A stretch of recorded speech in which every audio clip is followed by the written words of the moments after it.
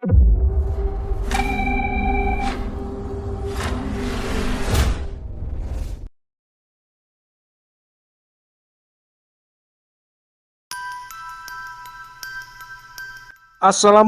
warahmatullahi wabarakatuh. Salam sehat dan sejahtera selalu.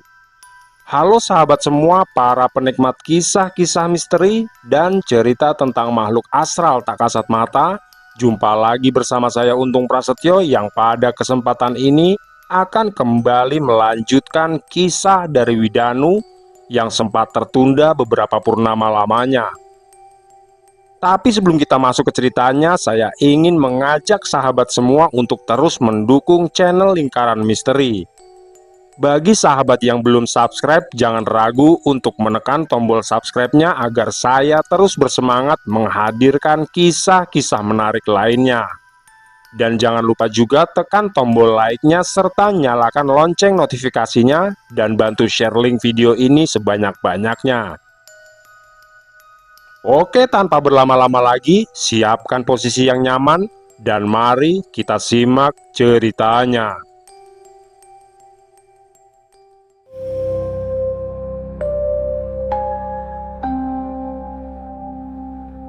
Langit di atas wilayah barat kerajaan tampak redup ketika 4 sosok melesat meninggalkan batas perlindungan Winduloka.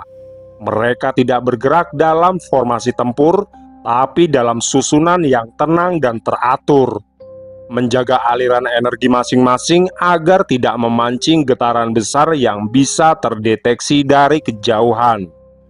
Di depan, Ki Joko Murti bergerak memimpin. Sosok lelaki tua itu melesat dengan pakaian hitamnya yang berkibar ringan tanpa tertiup angin. Kalung tengkorak di lehernya beradu pelan setiap kali dia bergerak. Sementara tongkat yang menyerupai tulang panjang berada dalam genggamannya.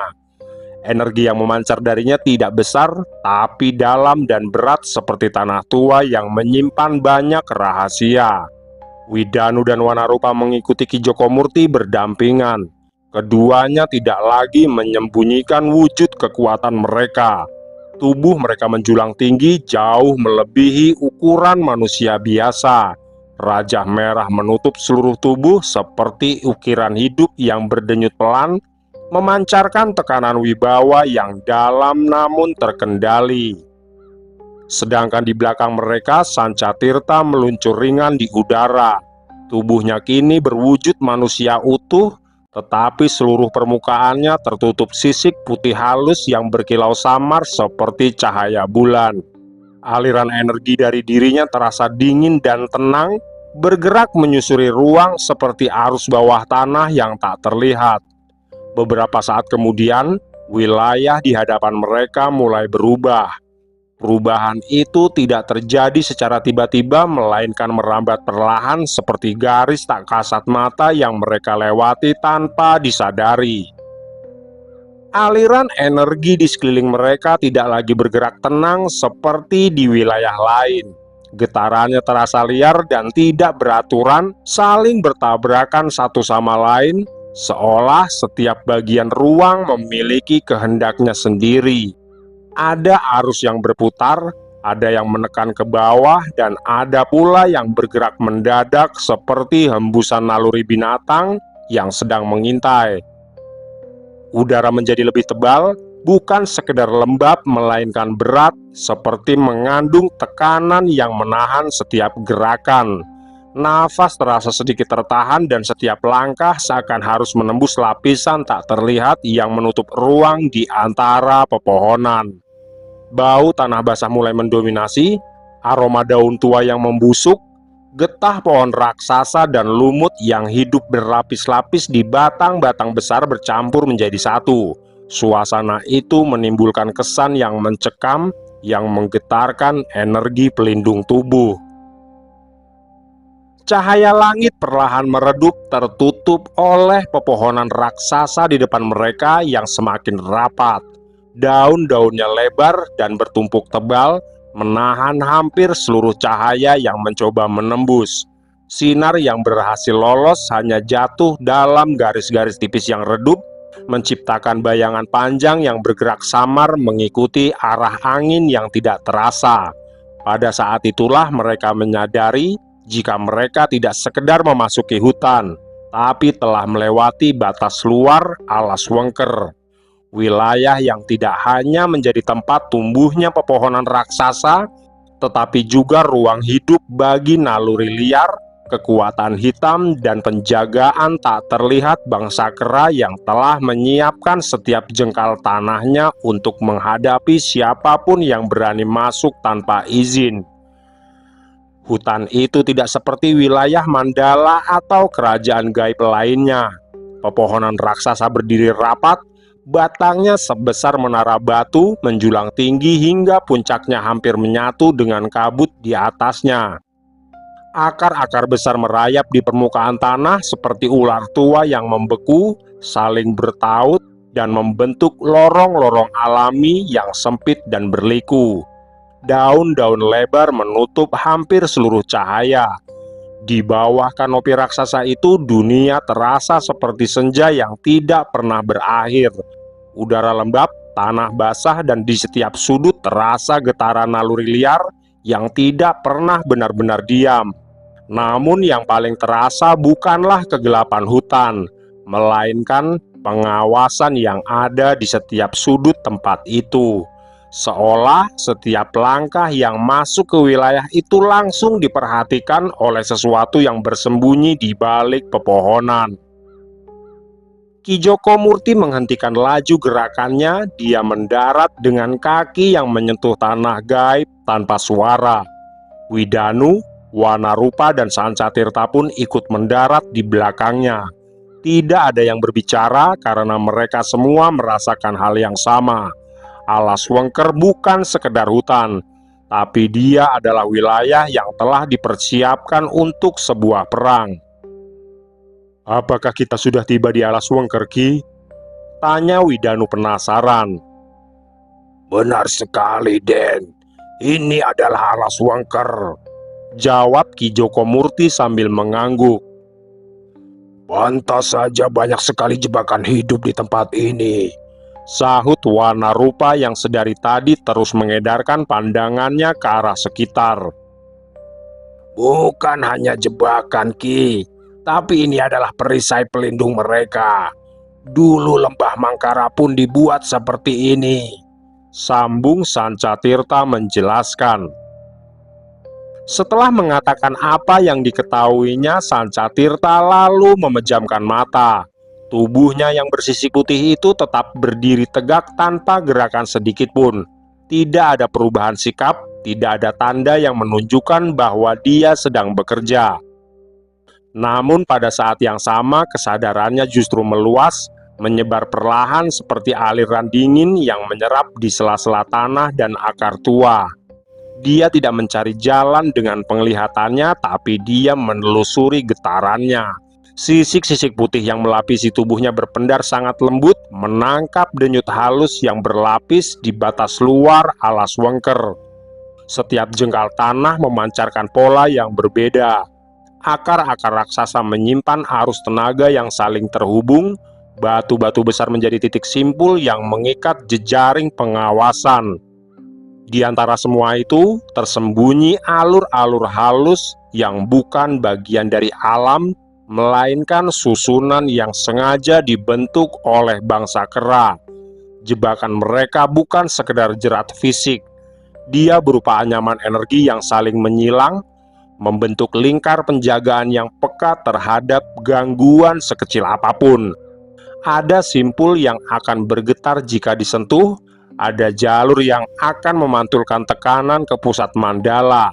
Bahkan batang pohon tua menyimpan pusaran tenaga yang berfungsi sebagai mata pengawas yang tak terlihat. Kesadaran Sancatirta menyusup perlahan di antara semua itu. Dia tidak menekan, tidak merusak, tidak pula memutus. Dia hanya menyelaraskan dirinya dengan aliran liar Alas Wengker, mengikuti ritmenya hingga keberadaannya larut dalam denyut rimba. Dengan cara itu, dia dapat melintas di antara simpul-simpul tanpa memancing reaksi. Beberapa kali dia menghentikan telusurnya ketika merasakan pergeseran tenaga di kejauhan. Para penjaga bangsa kera bergerak cepat di atas cabang-cabang tinggi, meninggalkan jejak getaran yang sulit ditiru. Naluri mereka tajam, dan setiap perubahan kecil di wilayah perbatasan akan segera mereka tangkap. Namun, Sancatirta tidak menyentuh jalur yang diawasi. Dia menelusuri lapisan di bawahnya. Di antara simpul yang saling bersilang, dia menemukan satu celah tipis, ruang kosong yang terbentuk dari pertemuan dua arus penjagaan yang tidak sepenuhnya menyatu. Celah itu sempit dan berliku, tapi cukup untuk dilewati satu persatu, asalkan tidak ada gelombang energi besar yang dilepaskan. Perlahan, dia menarik kembali kesadaran dalam tubuhnya. Matanya terbuka dan sorotnya tetap tenang, namun kini mengandung kepastian. Dia telah menemukan jalur sunyi, sebuah jalan tersembunyi di antara anyaman pengawasan bangsa kera yang memungkinkan mereka memasuki alas Wengker tanpa menimbulkan getaran yang dapat mengundang perhatian para penjaga di perbatasan Mandala. Satu persatu mereka melintasi celah yang telah ditemukan Sancatirta. Widanu berjalan paling depan, Raja Merah di tubuhnya meredup, tidak lagi memancarkan tekanan besar. Wana Rupa mengikuti dengan langkah panjang yang diperlambat, menyesuaikan irama tanah alas Wengker. Sancatirta bergerak ringan di belakang mereka, sementara Ki Joko Murti menutup barisan. Tongkat tulangnya sesekali menyentuh tanah tanpa menimbulkan getaran. Tidak satupun simpul penjagaan yang bereaksi. Tidak ada akar yang mencambuk. Tidak ada pusaran tenaga yang berdenyut sebagai tanda peringatan. Para penjaga di cabang-cabang tinggi tetap bergerak tanpa menyadari bahwa 4 sosok asing telah melintasi batas wilayah mereka. Hingga akhirnya mereka berhasil memasuki alas Wengker tanpa kendala apapun. Semakin dalam mereka melangkah, suasana rimba perlahan berubah. Pepohonan raksasa tetap menjulang tinggi, namun kini tersusun dalam pola yang lebih teratur. Akar-akar besar tidak saling membelit liar, melainkan membentuk jalur-jalur melengkung yang jelas arahnya. Tanah yang sebelumnya penuh dengan simpul jebakan kini terasa tenang dan mengandung getaran yang berulang, yang menandai bahwa wilayah itu sering dilintasi. Mereka tahu jika tempat itu bukan lagi kawasan penjagaan luar, tapi itu adalah ruang hidup bangsa kera. Dan semakin jauh mereka melangkah, tanda-tanda kehidupan mulai terlihat semakin jelas. Di sela-sela batang pohon raksasa yang menjulang seperti tiang penyangga langit rimba, tampak ruang-ruang yang telah diolah oleh tangan-tangan makhluk yang terbiasa hidup di ketinggian. Akar-akar besar yang keluar dari tanah tidak dibiarkan tumbuh liar, sebagiannya dilengkungkan dan saling mengait membentuk semacam lengkungan alami yang menjadi batas-batas tempat tinggal mereka. Pada batang pohon tertentu terlihat rongga-rongga besar yang sengaja dibuka. Permukaan kayunya dipahat kasar, menciptakan ruang yang cukup luas untuk ditinggali. Di bagian atas, cabang-cabang raksasa saling dihubungkan oleh titian akar yang dipilin dan dipadatkan, membentuk jalur-jalur gantung yang memungkinkan penghuni rimba itu berpindah tanpa harus turun ke tanah.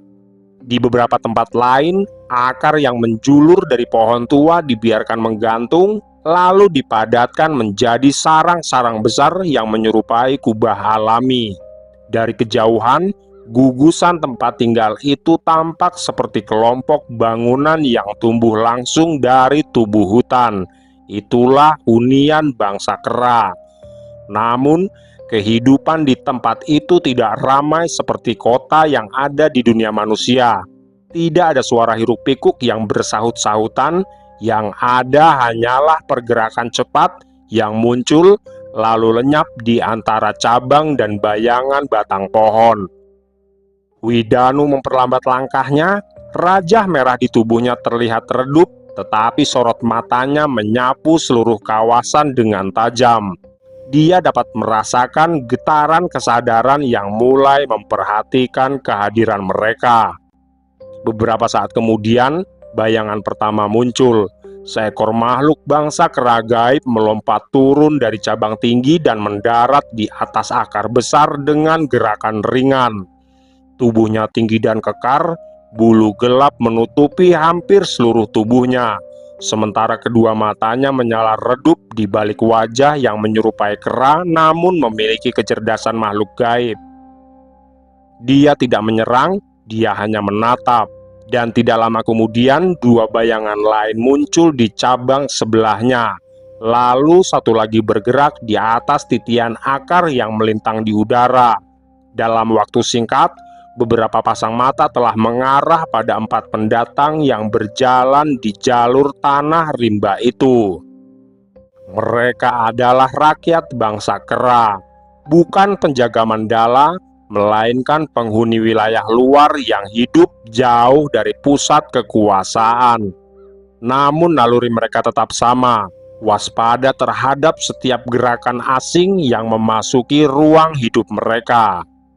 Beberapa di antara mereka berdiri tegak di atas akar besar. Sebagian lain tetap bertengger di cabang tinggi. Tatapan mereka tajam, penuh kecurigaan, seolah sedang menimbang apakah keempat sosok yang berjalan tenang itu bagian dari dunia mereka atau sesuatu yang seharusnya tidak berada di sana. Widanu tetap melangkah tanpa mengubah irama. Wanarupa melakukan hal yang sama, menjaga sikap tubuhnya agar tidak menunjukkan tekanan dan tenaga yang berlebihan. Sancatirta menahan kilau sisik putihnya agar tetap redup.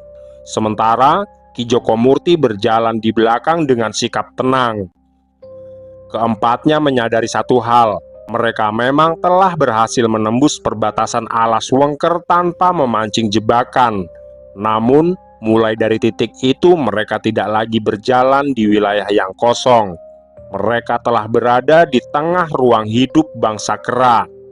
Dan setiap langkah yang mereka ambil kini berada di bawah pengamatan mata-mata liar rakyat Mandala yang tinggal jauh dari istana mereka, tetapi tetap menjaga tanah rimba dengan naluri yang tidak pernah lengah. Sungguh sebuah kehormatan besar bagi kami, Ki Patih, ujar salah satu sosok makhluk dari beberapa bangsa kera yang berdiri tegak di atas batang pohon besar. Dan maafkan kami karena tidak menyambut kedatangan para pembesar Winduloka, imbuhnya lagi sambil menyeringai. Tidak perlu berbasa-basi lagi, Kisanak. Sekarang cepat pergi dari hadapan kami, sebelum tempat tinggal kalian kami ratakan dengan tanah, balas Ki Joko Murti dengan tegas. Ternyata kau masih sama seperti yang kami kenal dulu, Ki Patih. Tapi sayangnya, kau tidak tahu tentang apa yang telah terjadi pada kami, balas sosok tersebut sambil mengangkat gada sebagai tanda untuk menyerang. Dalam sekejap, bayangan-bayangan hitam yang sejak tadi bersembunyi di antara cabang dan batang pohon raksasa langsung bergerak serempak. Dari berbagai arah, makhluk-makhluk bangsa kera berukuran besar melompat turun dengan kecepatan yang mencengangkan. Tubuh mereka kekar, dilapisi bulu hitam tebal yang berkilau redup di bawah cahaya rimba alas Wengker. Sebagian membawa gada dari batang pohon tua yang dipadatkan dengan tenaga gaib. Sebagian lagi hanya mengandalkan cakar besar yang memancarkan tekanan liar.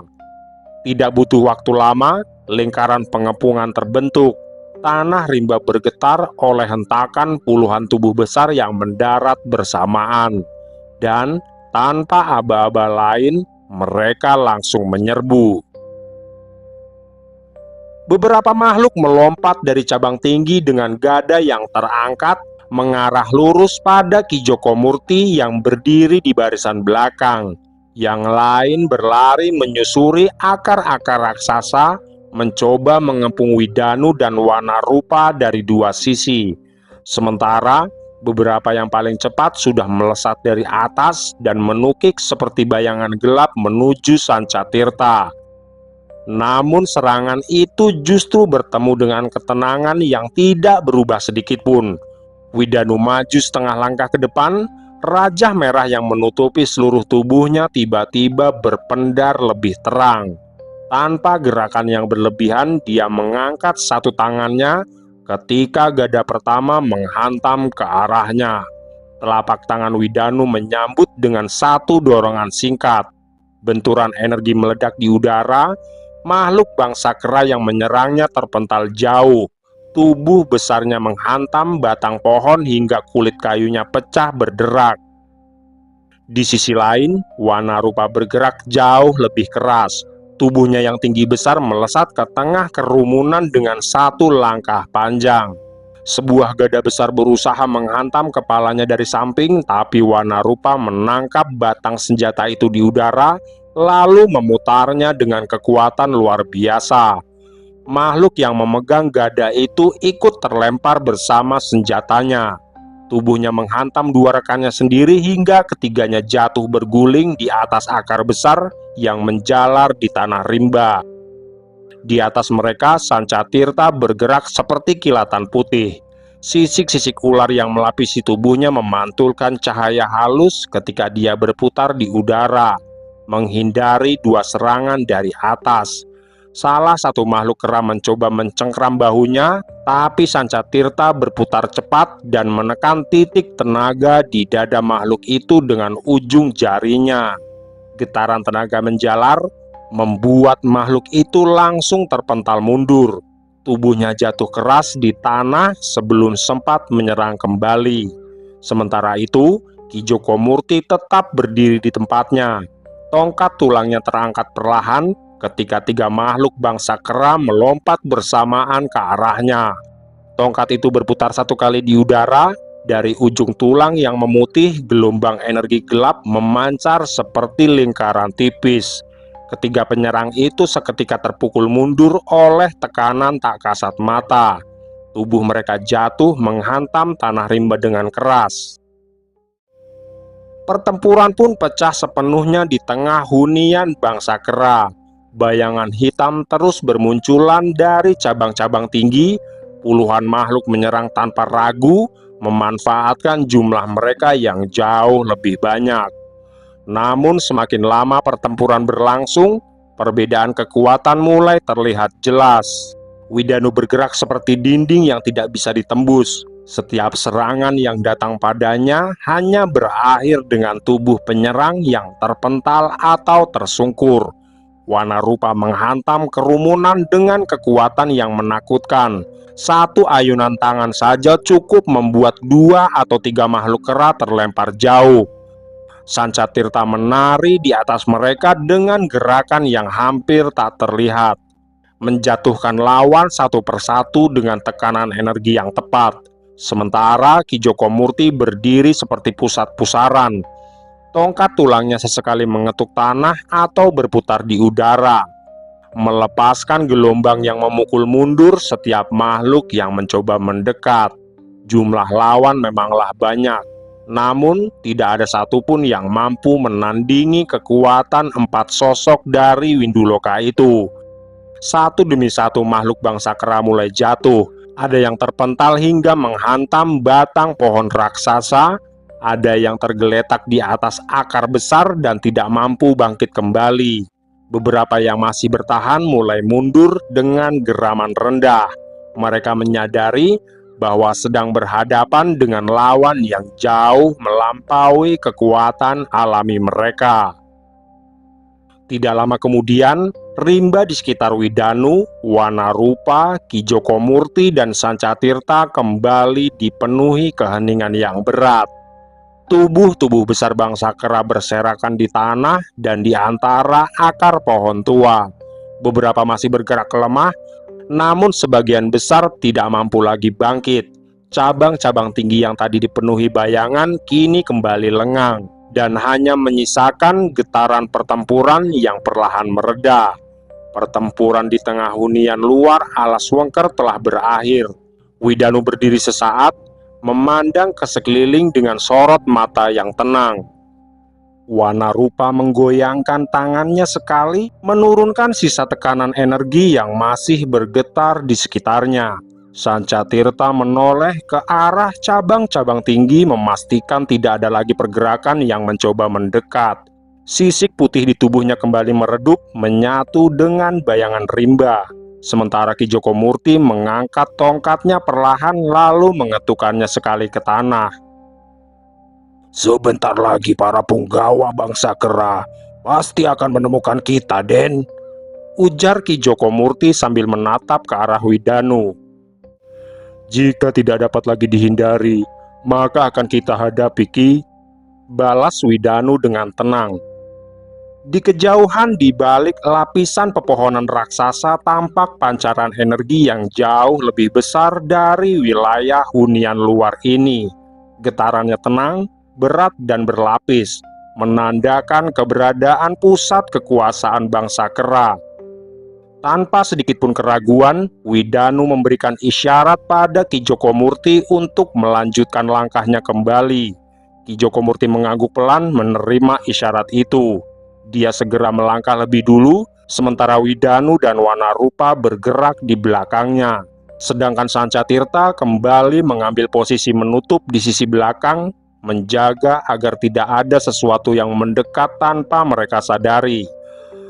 Langkah mereka kini lebih tenang, tidak ada lagi keraguan dalam gerak mereka, dan jalur yang mereka lalui pun semakin jelas arahnya, seolah seluruh rimba tua itu mengalir menuju satu pusat yang sama.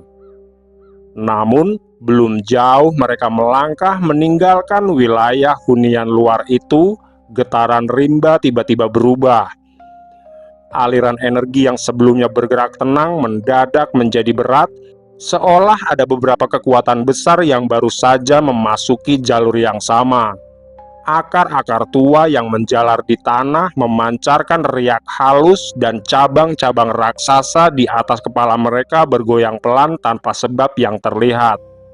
Ki Joko Murti segera menghentikan langkahnya. Tongkatnya ditekan perlahan ke tanah, sementara sorot matanya menyapu ke arah depan. Sepertinya mereka sudah mengetahui kedatangan kita, Den. Gumam Ki Joko Murti dengan suara pelan. Baru saja kata-kata itu benar-benar selesai terucap, tiba-tiba sebuah bayangan besar jatuh dari cabang pohon di depan mereka. Tanah bergetar saat sosok itu mendarat di atas akar besar yang melintang seperti panggung alami. Dia adalah sosok kera yang memiliki aura hitam yang sangat kuat. Tubuhnya jauh lebih besar dibandingkan bangsa kera yang sebelumnya mereka hadapi.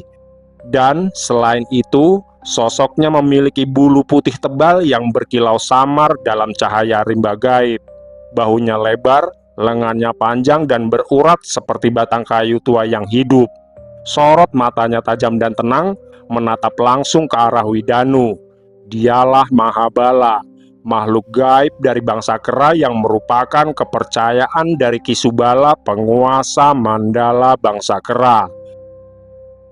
Mahabala tidak berbicara, namun dari sikapnya saja sudah tampak jelas dia bukan penjaga biasa.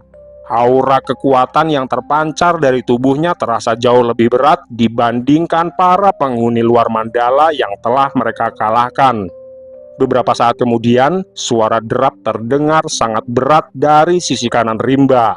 Akar-akar besar yang menjalar di tanah bergetar pelan ketika sesuatu berjalan mendekat.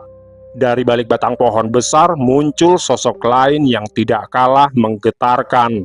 Sosok berwujud kerbau berwarna merah tua melangkah keluar dari bayangan rimba. Tubuhnya kekar seperti batu yang hidup, otot-ototnya menonjol di bawah kulit merah gelap yang memancarkan energi panas. Sepasang tanduk besar melengkung di kepalanya, dan setiap langkah membuat tanah di bawah kakinya bergetar. Dialah Mahesasura, makhluk dari bangsa gaib lain yang kini menjadi bagian dari Mandala bangsa kera. Setelah kemunculan Mahabala dan juga Mahesasura, rimba gaib alas Wengker kembali bergetar oleh kehadiran kekuatan lain. Dari sisi kiri terdengar suara langkah yang berbeda. Bukan dentuman berat seperti pijakan Mahesasura, bukan pula lompatan ringan seperti gerakan bangsa kera. Langkah itu memiliki irama teratur, kuat namun lincah, seperti derap yang terbiasa menempuh jarak jauh di jalur rimba mandala. Tidak lama kemudian, bayangan besar bergerak di balik akar pohon yang menjulang tinggi. Akar-akar raksasa yang menjalar seperti dinding alami itu perlahan disibak oleh sosok yang melangkah keluar dari bayangannya. Mula-mula yang terlihat adalah tubuh bagian bawahnya. Sepasang kaki kuda hitam yang besar dan kokoh menghentak tanah rimba dengan mantap. Otot-ototnya tampak menonjol dan mengkilap. Setiap langkahnya menimbulkan getaran pendek yang menjalar melalui akar-akar tua di sekelilingnya. Tubuh bagian bawah itu jelas milik seekor kuda perang yang kuat. Namun di atas pinggangnya berdiri tubuh manusia. Dada bidang dengan bahu lebar, lengan berotot yang panjang, serta wajah keras yang memancarkan ketegasan seorang penjaga mandala. Matanya tajam menatap ke arah Widanu dan Wanarupa, seolah sedang menilai siapa yang berani memasuki wilayah inti alas Wengker tanpa izin. Dari kepalanya menjuntai rambut panjang berwarna merah menyala. Helai-helai rambut itu bergerak perlahan seperti lidah api yang tidak pernah padam. Kontras dengan warna kulitnya yang gelap dan tubuh kudanya yang hitam pekat. Sosok itu melangkah keluar sepenuhnya dari balik bayangan akar pohon purba, lalu berhenti beberapa langkah dari Mahabala. Dialah Katurangga Geni, makhluk gaib penjaga jalur mandala bangsa kera. Sosok yang memiliki kecepatan dan kekuatan yang sering digunakan untuk menyampaikan perintah Kisubala ke seluruh penjuru alas Wengker. Dia memutar sedikit tubuh kudanya, lalu menghentakkan salah satu kaki depannya ke tanah. Getaran pendek menjalar di sekitar akar tua. Sorot matanya tidak lepas dari Widanu. Belum juga getaran langkah Katurangga Geni benar-benar mereda, rimba gaib alas Wengker kembali memperlihatkan tanda kehadiran kekuatan lain.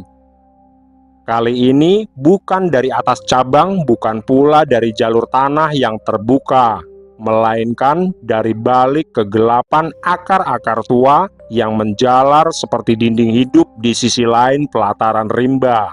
Mula-mula hanya terdengar gesekan kasar.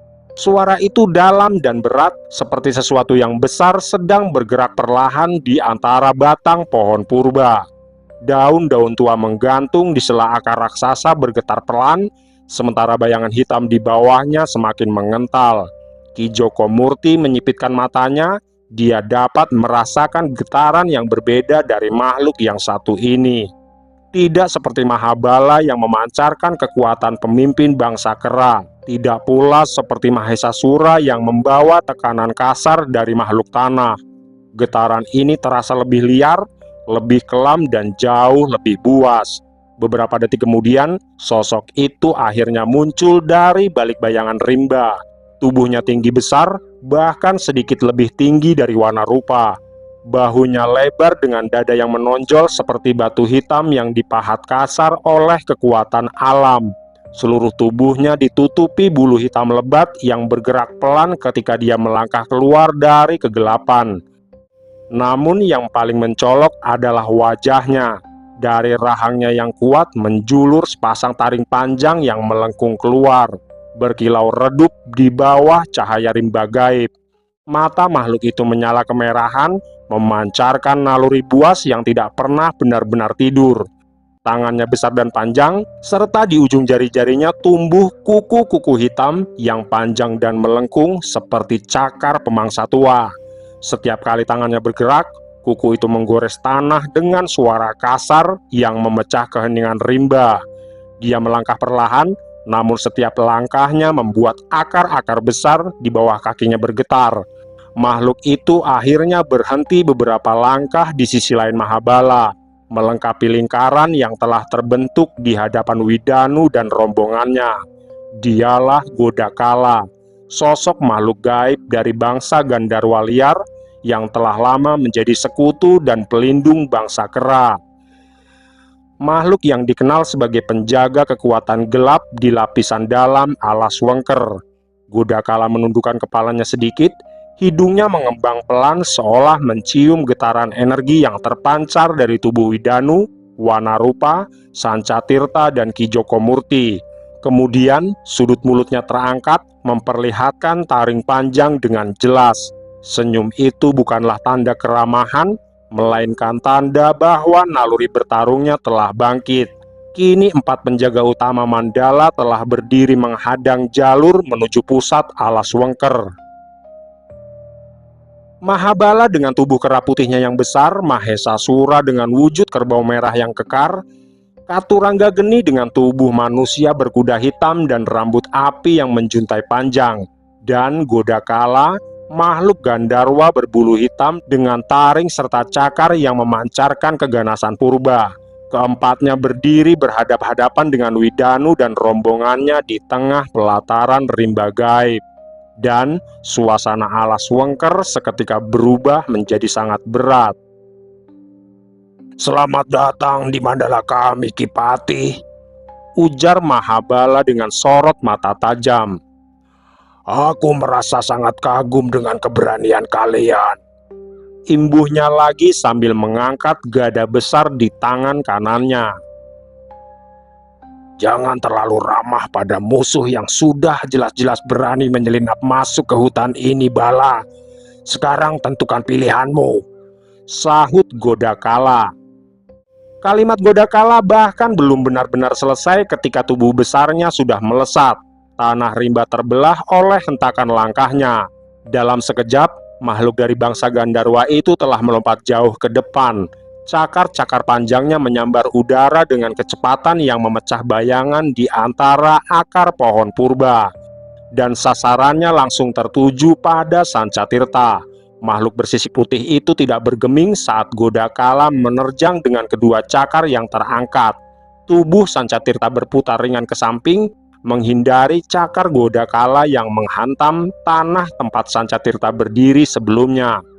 Akar tua terbelah hingga serpihannya beterbangan. Namun pada saat yang sama Sancatirta telah meluncur ke sisi lawannya. Telapak tangannya yang bersisik putih menekan ke arah rusuk Godakala dengan tekanan energi yang tajam. Benturan tenaga pun meledak. Godakala mundur setengah langkah lalu menggeram rendah. Di saat yang sama pertempuran lain juga pecah. Mahabala mengangkat gada emasnya dan menghentakkan kaki ke tanah. Tubuhnya melesat seperti bayangan besar yang menerobos udara menuju ke arah Ki Joko Murti. Gada besar itu berayun dengan kekuatan yang mampu meremukkan batang pohon purba. Namun, Ki Joko Murti tidak menghindar dengan panik. Tulang tongkatnya terangkat, lalu berputar ringan di udara. Benturan antara gada Mahabala dan tongkat itu memunculkan gelombang tenaga yang menyebar ke segala arah. Tanah rimba bergetar. Mahabala menatap tajam. Dia tidak menyangka bahwa tongkat sederhana itu mampu menahan ayunan senjatanya. Sementara itu, di sisi lain pelataran, derap keras mengguncang akar-akar raksasa. Katurangga Geni menghentakkan kedua kakinya ke tanah, lalu tubuhnya melesat seperti kilat hitam. Rambut merahnya berkibar seperti lidah api ketika dia menerjang ke arah Wanarupa. Makhluk berkuda itu mengayunkan tombak panjangnya yang sejak tadi tersembunyi di punggungnya.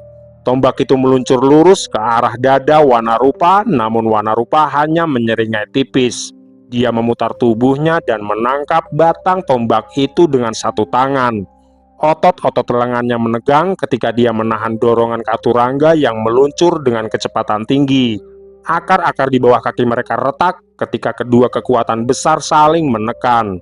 Dan di sisi lainnya, suara dengusan berat menggema di antara batang pohon. Mahesasura sudah tidak lagi menunggu lama. Sosok makhluk berwujud kerbau merah besar itu menundukkan kepalanya lalu menghentakkan kakinya keras ke tanah sebelum menyeruduk lurus ke arah Widanu. Tanah alas Wengker berguncang oleh kekuatan Mahesasura. Namun Widanu tidak mundur. Rajah merah di seluruh tubuhnya tiba-tiba menyala terang seperti bara yang menyala di bawah kulitnya. Dia melangkah ke depan lalu mengangkat kedua tangannya. Tanduk besar Mahesasura menghantam tepat ke arah dadanya. Benturan energi yang terjadi memekakan seluruh pelataran rimba. Namun tubuh Widanu tetap berdiri tegak. Kedua tangannya menahan tanduk raksasa Mahesasura dengan kekuatan yang membuat tanah di bawah kaki mereka retak seperti jaring laba-laba. Kerbau merah itu menggeram keras mencoba mendorong lebih kuat. Namun Widanu hanya menekan balik dengan tenaga yang semakin meningkat. Kini pertempuran gaib benar-benar pecah di jantung Alas Wengker. Godakala melawan Sancatirta dengan cakar dan taring yang buas. Mahabala beradu kekuatan dengan Ki Jokomurti di bawah bayangan pohon purba. Katurangga Geni bertarung dengan cepat melawan Wanarupa dengan derap tombaknya yang menyambar seperti petir. Dan Mahesasura mencoba meremukan Widanu dengan kekuatan kasar yang mengguncang tanah Mandala. Getaran pertempuran mereka membuat seluruh rimba gaib Alas Wengker bergetar hebat, seolah hutan itu sedang menyaksikan benturan kekuatan-kekuatan besar yang jarang terjadi di wilayah Mandala bangsa Kera. Benturan antara Gada Mahabala dan tongkat Ki Jokomurti masih menyisakan getaran berat yang merambat di sepanjang pepohonan di Alas Wengker. Mahabala tidak memberi jeda. Dengan kekuatan bahunya yang besar, kera putih itu memutar kembali gada emasnya. Senjata besar itu berdesing membelah udara menghantam dari samping dengan tenaga yang mampu meremukan batang pohon. Ki Jokomurti melompat mundur satu langkah. Gada itu menghantam tanah, membuat lapisan akar tua pecah dan terangkat ke udara. Pecahan tanah dan serpihan kayu beterbangan ke segala arah, membuat Mahabala semakin bersemangat menyerang Ki Jokomurti. Matanya menatap tajam ke arah lelaki tua berpakaian hitam di depannya itu. Ternyata kau masih sekuat dulu, Ki Patih, gumam Mahabala dengan suara rendah. Ki Jokomurti tidak menjawab, namun sorot matanya berubah. Dia menancapkan ujung tongkatnya ke tanah, lalu menundukkan kepalanya perlahan. Kalung tengkoraknya yang melingkar di lehernya mulai bergerak pelan, mengeluarkan suara berderak seperti tulang tua yang saling bergesekan. Getaran itu semakin lama semakin kuat. Angin gaib di sekitar tubuhnya mulai berputar, membuat Mahabala menyipitkan matanya. Dia tahu dengan tanda itu.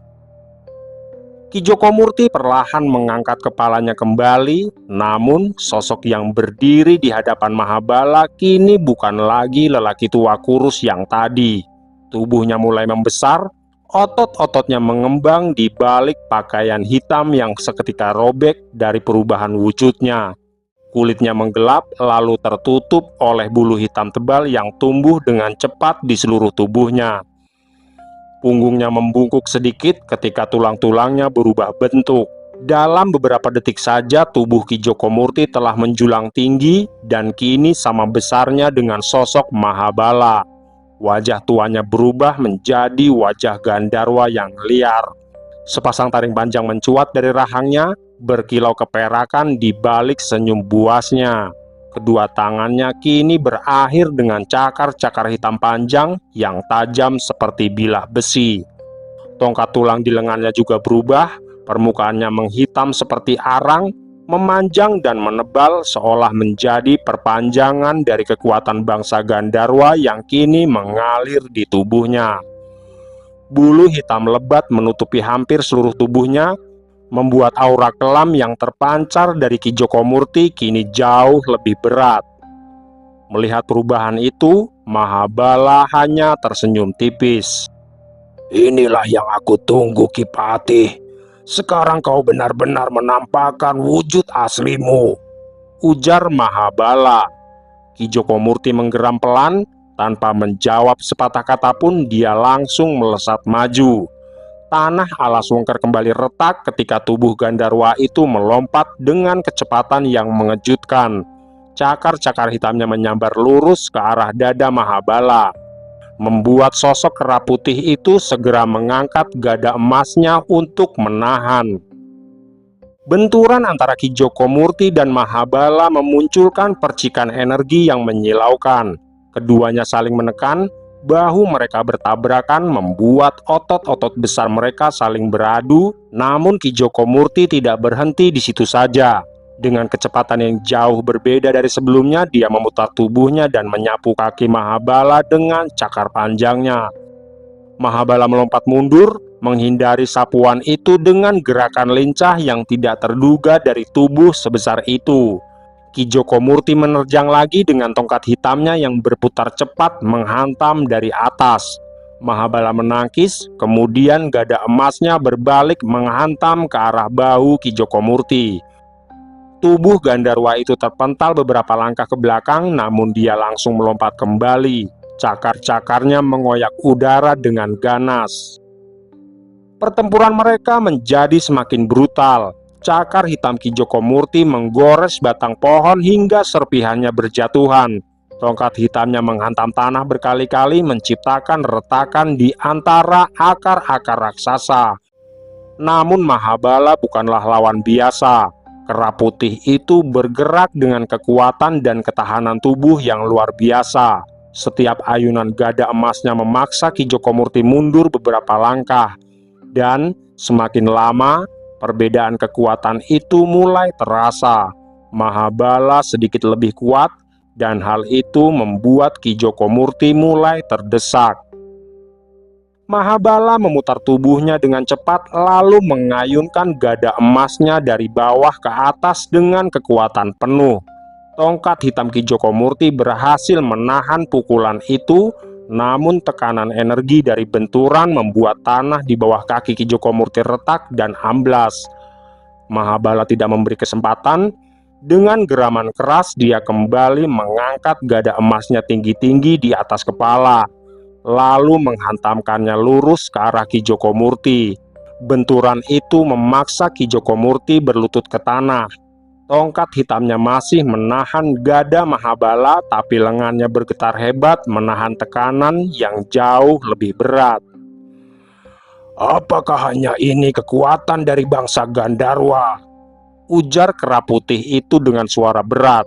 Ki Joko Murti menggeram rendah, namun untuk pertama kalinya dalam pertarungan itu dia benar-benar terdesak di bawah tekanan gada emas Mahabala. Sementara itu di sisi lain medan pertempuran, serudukan Mahesasura masih terus menekan Widanu. Tanduk panjang kerbau merah itu berusaha mendorong tubuh Widanu mundur, sementara tanah di bawah kaki mereka telah retak oleh benturan tenaga yang tidak kecil. Namun Widanu tidak menunjukkan tanda-tanda terdesak. Sorot matanya justru beralih sejenak ke arah lain.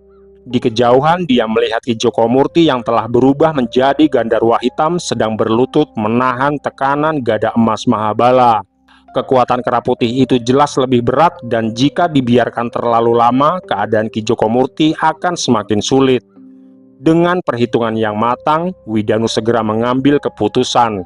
Dia menghentakkan kakinya ke tanah dan mendorong tanduk Mahesasura menjauh dari dadanya. Kerbau merah itu mundur beberapa langkah, dan hal itu cukup untuk memberi ruang bagi Widanu mengatur kembali energinya. Rajah merah di tubuh Widanu mulai berdenyut lebih terang. Lapisan energi kemudian menyelimuti tubuhnya dan seolah mengeras seperti perisai yang menyatu dengan kulit serta ototnya. Itulah ajian Karangwana, kekuatan yang membuat tubuhnya sekeras batu karang. Mahesasura menggeram keras, lalu kembali menundukkan kepalanya dan bersiap menyerang sekali lagi. Namun Widanu telah lebih dulu menggerakkan kedua tangannya. Energi Raja Bali yang menjadi inti kekuatannya berputar di dalam tubuhnya. Dan pada saat yang sama energi Pancawara mengalir keluar, menyatu dengan pusaran energi tersebut. Getaran energi di sekelilingnya mulai berubah. Dan dari tubuh Widanu perlahan muncul tiga sosok lain yang sama persis dengan dirinya. Wujud mereka tidak berbeda sedikit pun, baik bentuk tubuh, rajah merah yang menyelimuti kulit, maupun tekanan energi yang terpancar dari masing-masing tubuh. Ketiganya berdiri mengelilingi Widanu yang asli. Mereka bukan sekedar bayangan karena kekuatan yang mengalir sama besarnya. Mahesasura menyadari perubahan itu, lalu dia mengangkat kepalanya dan menatap keempat sosok Widanu yang kini berdiri di hadapannya. Namun sebelum sempat dia memahami sepenuhnya apa yang sedang terjadi, tiga sosok Widanu telah bergerak lebih dulu. Ajian Kalamaruta mengalir pada kaki mereka. Kecepatan yang tercipta dari ajian itu membuat gerakan mereka berubah menjadi sangat cepat, seperti hembusan angin yang berpindah dari satu titik ke titik lain dalam sekejap. Tiga Widanu menyerang dari tiga arah sekaligus. Pukulan pertama menghantam sisi kepala Mahesasura, membuat kerbau merah itu terhuyung. Belum sempat dia menyeimbangkan diri, sebuah tendangan keras telah mendarat di bagian rusuknya. Mahesasura menggeram keras. Dia mencoba menyerang balik dengan tanduknya, memutar tubuhnya dengan amarah yang semakin memuncak. Namun, setiap kali dia mengarahkan serangan, sosok yang disasarnya sudah berpindah tempat.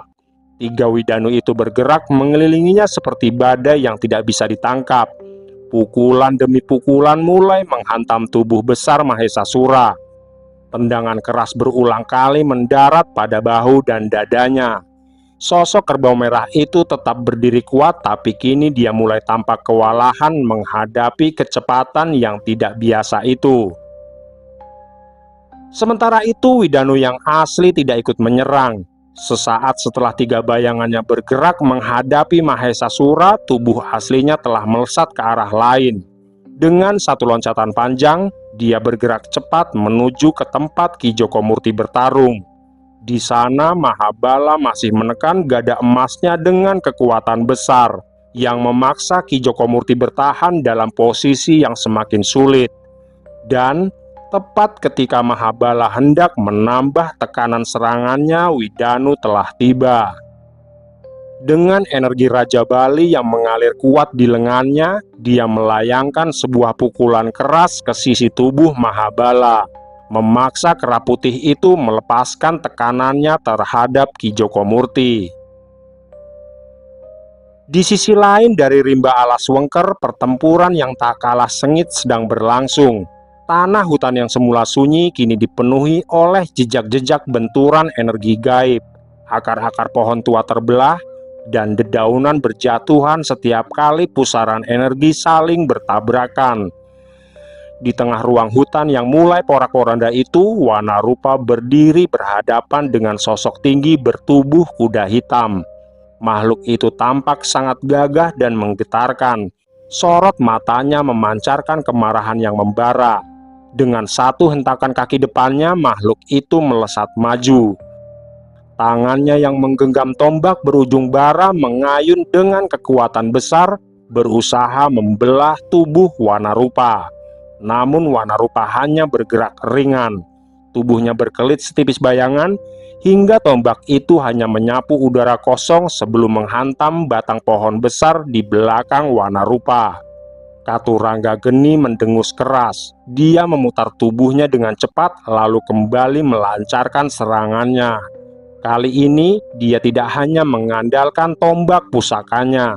Kedua kaki kudanya menendang ke tanah, memecah dan melemparkan serpihan batu ke arah Wanarupa. Tetapi sekali lagi, Wanarupa menghindar dengan gerakan yang nyaris tak terlihat. Sosok itu tetap berdiri tenang. Dia tidak menunjukkan tanda-tanda akan melepaskan kekuatan penuh yang sebenarnya dimilikinya. Padahal jika dia menghendaki, Wanarupa bisa saja merubah wujudnya menjadi bentuk yang jauh lebih sakti. Namun, dia tidak melakukannya. Dia hanya menangkis, menghindar, dan sesekali membalas dengan pukulan pendek yang tepat sasaran. Tapi justru itulah yang membuat Katurangga Geni mulai kewalahan. Setiap pukulan Wanarupa tidak terlalu kuat, tapi selalu mengenai titik yang membuat keseimbangan makhluk bertubuh kuda itu terganggu. Setiap gerakannya seperti telah memperhitungkan arah serangan lawannya sebelum serangan itu benar-benar terjadi. Katurangga Geni kembali menyerang dengan amarah yang semakin besar. Dia mengangkat tombaknya tinggi-tinggi lalu menghujamkannya ke tanah. Dari ujung tombak itu, lidah-lidah api merah menjalar dengan cepat di atas permukaan tanah, merambat menuju ke tempat Wanarupa berdiri. Api itu bergerak seperti ular yang mengamuk. Namun, Wanarupa hanya melangkah ringan ke samping, melintasi api di hadapannya tanpa sempat menyentuh tubuhnya. Sesaat kemudian, Wanarupa telah berada tepat di samping tubuh kuda hitam itu. Sebuah dorongan energi dari telapak tangannya mendarat di bahu Katurangga Geni. Tidak terlalu keras, tapi cukup untuk membuat tubuh besar makhluk itu terseret beberapa langkah ke samping. Katurangga Geni segera berbalik dengan sorot mata yang semakin tajam. Kini dia mulai menyadari sesuatu. Lawan yang dihadapinya jelas memiliki kekuatan yang jauh lebih dalam dari yang terlihat.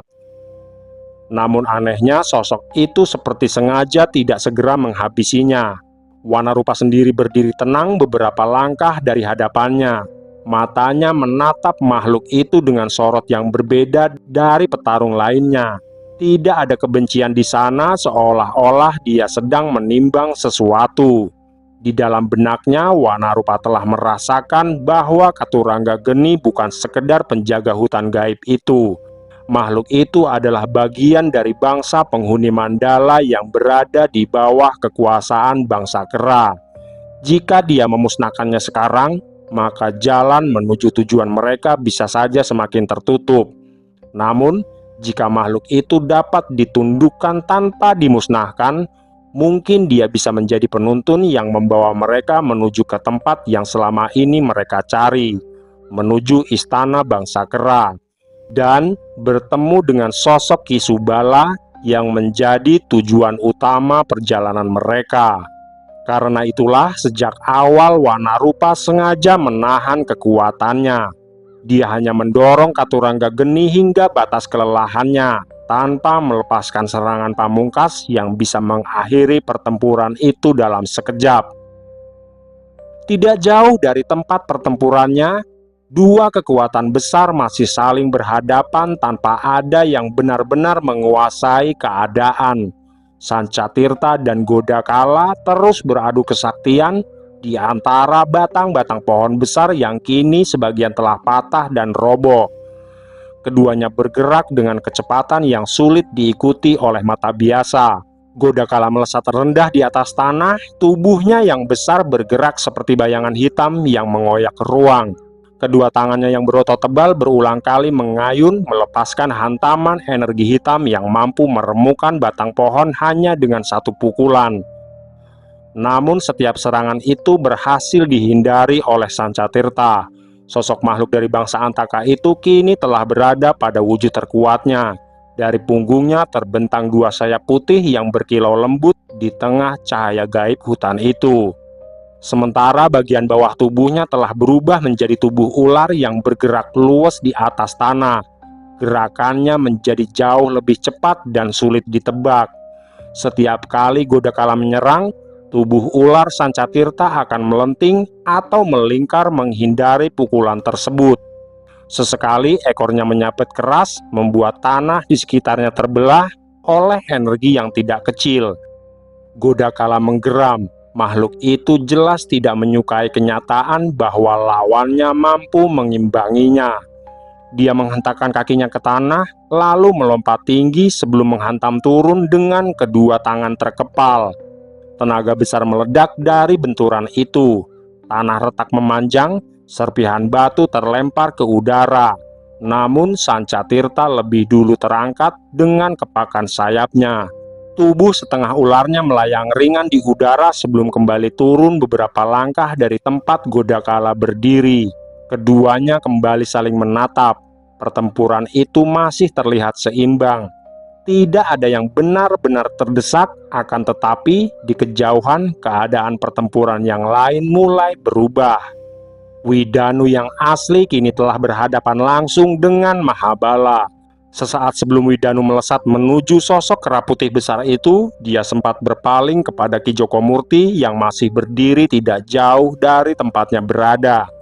Dengan suara tegas, dia meminta Ki Jokomurti untuk membantu Sancatirta. Dan tanpa menunda lagi, Ki Jokomurti yang kini tubuhnya sudah berubah menjadi Gandarwa hitam segera bergerak. Dengan satu lompatan panjang, dia melesat menuju tempat Sancatirta dan Godakala yang sedang bertarung. Dari energimu, aku sangat mengenalnya. Tapi, mengapa kita baru bertemu saat ini, Kisanak? Tanya Mahabala yang penasaran dengan sosok Widanu. Itu bukanlah hal penting, Mahabala. Sekarang sebaiknya tunjukkan di mana Nyai Sekar Dewi dan Nyai Puspa Ayu berada, atau aku akan memusnahkanmu. Balas Widanu yang perlahan membangkitkan wujud terkuatnya dengan memadukan energi Raja Bali dan energi Pancawara. Perlahan-lahan tubuh Widanu berubah, sosoknya meninggi, membesar dan memancarkan wibawa yang jauh melampaui ukuran manusia biasa. Rajah merah muncul satu demi satu, menjalar dari dada, bahu hingga menutupi seluruh tubuhnya seperti ukiran hidup yang menyala dari dalam. Rambut panjangnya terangkat dan bergerak liar seolah terdorong oleh arus kekuatan yang terus memancar dari pusat energinya. Di sekeliling tubuhnya cahaya hitam pekat menyelimuti setiap gerakannya. Cahaya itu bukanlah kegelapan biasa. Dia adalah simbol kekuatan Raja Bali, energi tua yang berat, dalam dan menekan seperti bayangan langit sebelum badai besar turun. Raja Bali, Gumam Mahabala yang juga meningkatkan kekuatan tempurnya. Perlahan, tubuh kera putih itu memendarkan cahaya kehijauan. Mahabala mengangkat gada emasnya sedikit lebih tinggi. Cahaya kehijauan yang memancar dari tubuh kera putih itu semakin terang, membungkus otot-otot besarnya seperti kabut tenaga yang hidup. Tanah di sekitarnya bergetar pelan seakan tidak mampu menahan tekanan dua kekuatan besar yang kini saling berhadapan. Namun Widanu tidak menunggu lebih lama. Tatapannya tetap dingin, dan dalam satu tarikan energi dari pusat tubuhnya dia langsung merapal ajian Kalamaruta. Sekejap kemudian tubuhnya menghilang dari tempatnya berdiri. Mahabala langsung memutar gada emasnya ke samping seolah telah merasakan arah datangnya serangan itu. Tetapi kecepatan Widanu telah melampaui dugaannya. Tubuh Widanu muncul kembali tepat di sisi kiri Mahabala, dengan kedua tangannya yang telah dipenuhi pusaran energi dengan warna yang berbeda. Di tangan kanan, energi Raja Bali berputar seperti bayangan hitam yang berat dan menekan. Sementara itu di tangan kiri energi Pancawara menyala merah keemasan, berdenyut seperti bara yang hidup. Ketika kedua tenaga itu dipadukan dalam satu hantaman, kekuatan yang tercipta menjadi jauh lebih dahsyat. Pukulan pertama mendarat tepat di bagian rusuk Mahabala. Tubuh besar kera putih itu tersentak keras, meski dia segera menahan diri agar tidak terlempar terlalu jauh. Gada emasnya berputar, mencoba membalas serangan tersebut. Namun Widanu telah berpindah tempat. Gerakan Kalamaruta membuat tubuhnya berpindah dari satu titik ke titik lain dengan kecepatan yang hampir tidak dapat diikuti mata biasa. Mahabala menggeram keras, dia memutar tubuhnya sambil mengayunkan gada emasnya dengan kekuatan penuh. Setiap ayunan menciptakan tekanan angin yang mampu merobohkan batang-batang pohon di sekitarnya. Tetapi serangan itu selalu meleset. Widanu muncul kembali di belakangnya, dan sebuah tendangan keras menghantam punggung Mahabala, membuat makhluk itu terhuyung beberapa langkah ke depan. Belum sempat dia berbalik sepenuhnya, pukulan lain telah datang dari arah yang berbeda. Energi Raja Bali dan Pancawara menyatu dalam setiap hantaman, terasa seperti gelombang energi yang menembus hingga ke bagian dalam tubuh. Mahabala masih berdiri tegak. Kekuatan makhluk itu memang bukan kekuatan biasa. Namun, setiap pukulan yang berhasil mengenai tubuhnya mulai menimbulkan luka dalam yang berat. Nafasnya mulai terasa lebih kasar, dan tekanan energi yang memancar dari tubuhnya tidak lagi setenang sebelumnya. Widanu tidak memberi kesempatan sedikit pun. Dia terus bergerak, mengelilingi lawannya seperti badai yang tidak memiliki arah tetap. Pukulan demi pukulan mendarat di bahu, dada, dan punggung Mahabala. Tendangan keras menghantam sisi tubuhnya dengan kekuatan yang semakin meningkat. Cahaya kehijauan yang menyelimuti tubuh Mahabala mulai bergetar liar. Makhluk kera putih itu akhirnya menghentakkan kakinya ke tanah, mencoba menahan arus serangan yang datang tanpa henti. Dia mengangkat gada emasnya tinggi-tinggi, sorot matanya kini berubah jauh lebih tajam. Kini dia menyadari sesuatu. Lawan yang berdiri di hadapannya bukan sekedar sosok yang sakti dan berani menantangnya. Widanu adalah kekuatan yang mampu mengguncang keseimbangan mandala tempat mereka berpijak. Sementara itu di hadapannya, Widanu telah kembali berdiri tenang beberapa langkah di depan Mahabala. Raja merah di tubuhnya masih menyala terang. Cahaya hitam Raja Bali berputar perlahan di sekeliling tubuhnya seperti bayangan badai yang belum sepenuhnya dilepaskan. Pertempuran itu belum berakhir. Namun kini, Mahabala mulai memahami satu hal yang tidak bisa dia abaikan. Jika pertarungan ini terus berlanjut dengan cara yang sama, maka dirinya bisa benar-benar ditumbangkan oleh kekuatan besar Raja Bali. Sekarang katakan, di mana Nyai Sekar Dewi dan Nyai Ayu Puspa berada? Atau aku akan benar-benar menghapus jejakmu dari hutan ini, ujar Widanu dengan tegas. Kau datang terlambat, Kisanak.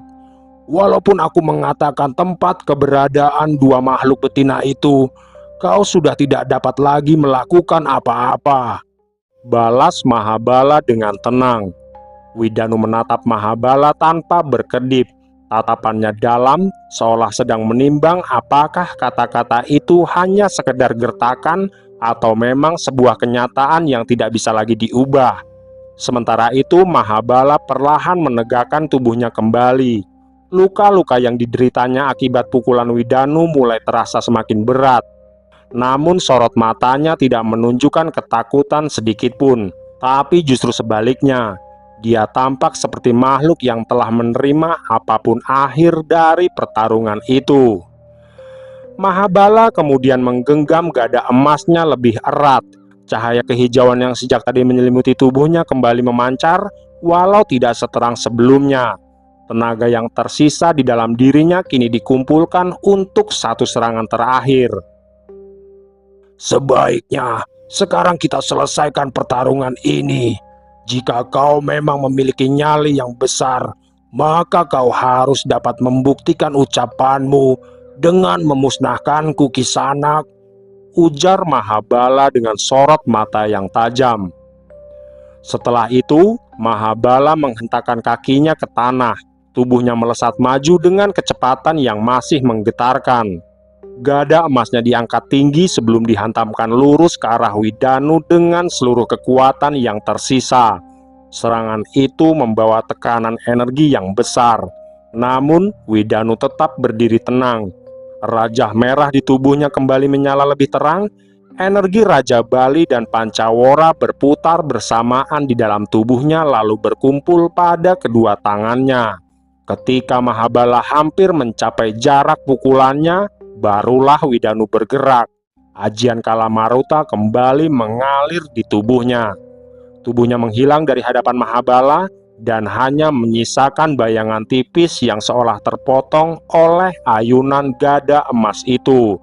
Dalam sekejap berikutnya, Widanu telah muncul tepat di samping tubuh kera putih raksasa itu. Kedua tangannya telah dipenuhi pusaran energi yang menyatu menjadi kekuatan besar.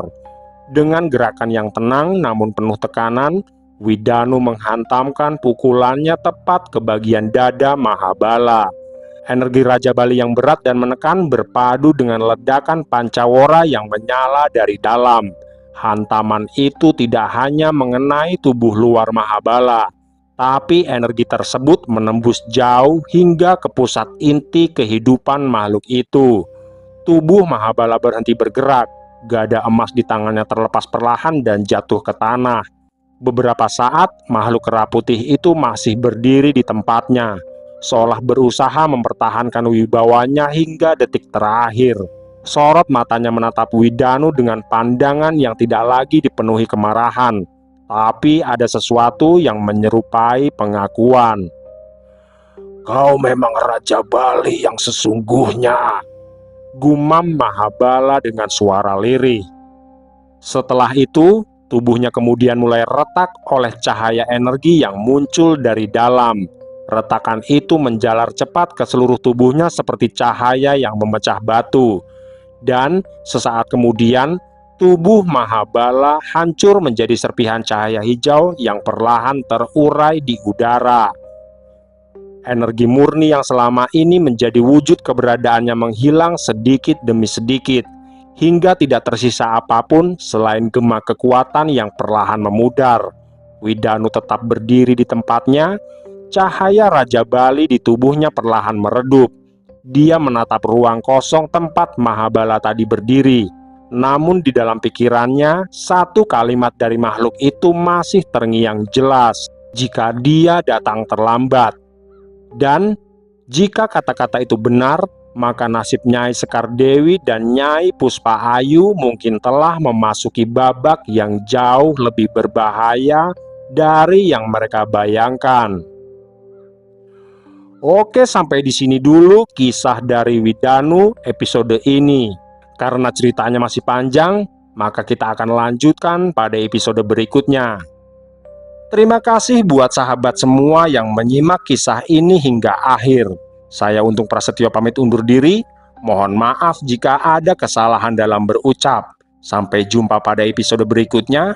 Wassalamualaikum warahmatullahi wabarakatuh. Salam sehat dan sejahtera selalu.